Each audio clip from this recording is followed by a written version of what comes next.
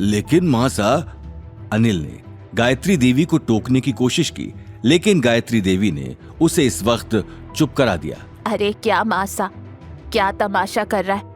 क्या तू ये नहीं जानता कि रिया सिंघानिया कितने बड़े खानदान की लड़की है और रिया से शादी करने के लिए नील के पास अपना खुद का घर होना जरूरी है। इस वक्त अग्रवाल कंपनी इतना अच्छा काम नहीं कर रही, उसे ज्यादा मुनाफा नहीं हो रहा और जमीनों के दाम भी इतने बढ़ गए हैं और हमें रिया से रिश्ता किसी भी कीमत पर जोड़ना है। वो लोग तब तक नहीं मानेंगे जब तक नील के पास अपना खुद का घर ना हो। इसीलिए हम सोच रहे थे कि हम तुम तीनों को बुलाकर तुमसे ये बात पूछें। अवनी और अनिल दोनों का मुंह उतर जाता है। उन्हें एहसास हो जाता है कि दादी सा के लिए वो दोनों कोई मायने नहीं रखते थे। आज का बुलावा सिर्फ नील को वो विला दिलवाने के लिए था। अरे ऐसे क्या देख रहे हो? इतने नखरे दिखाने की कोई जरूरत ना है। वैसे कायदे से तो मुझे तुमसे पूछना ही नहीं चाहिए, लेकिन फिर भी मेरी शराफत है कि मैं विला लेने से पहले तुमसे पूछ रही हूँ। आखिरकार ये अग्रवाल खानदान के सम्मान का मुद्दा है, इसमें गलती की कोई गुंजाइश नहीं है।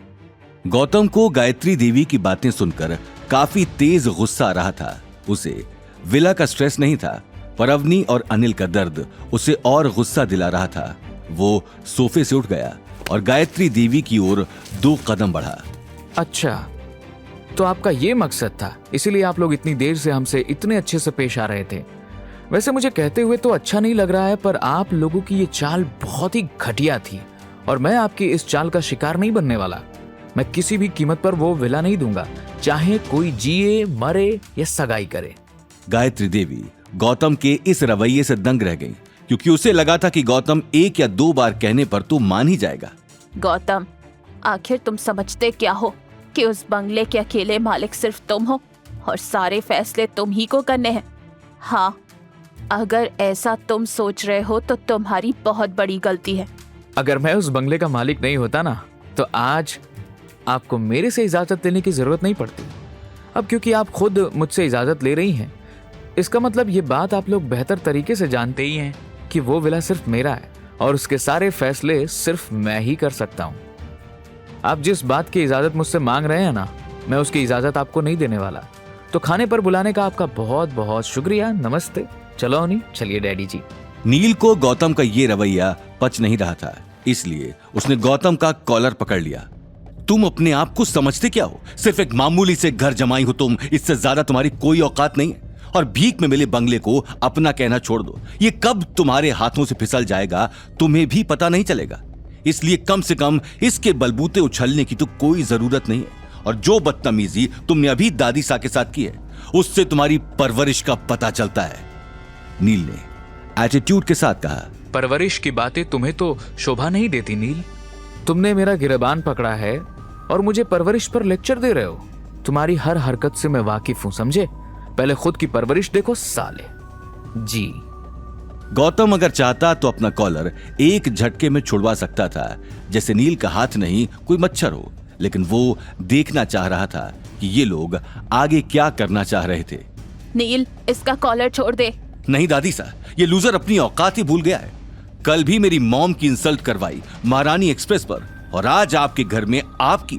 मैंने तो पहले ही कहा था कि इसका स्वागत 56 भोग से नहीं चप्पल से करो। नील ने गुस्से में कहा।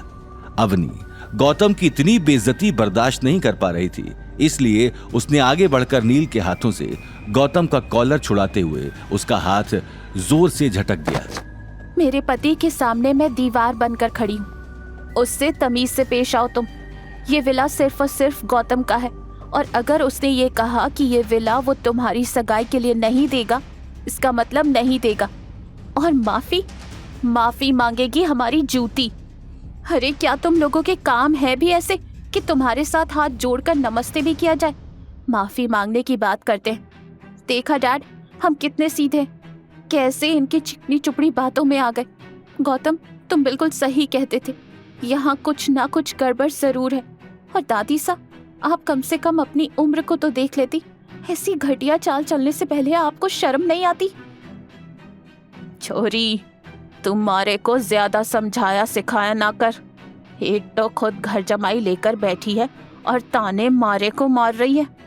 ताने तो अब तुझे सुनने की आदत डाल लेनी चाहिए।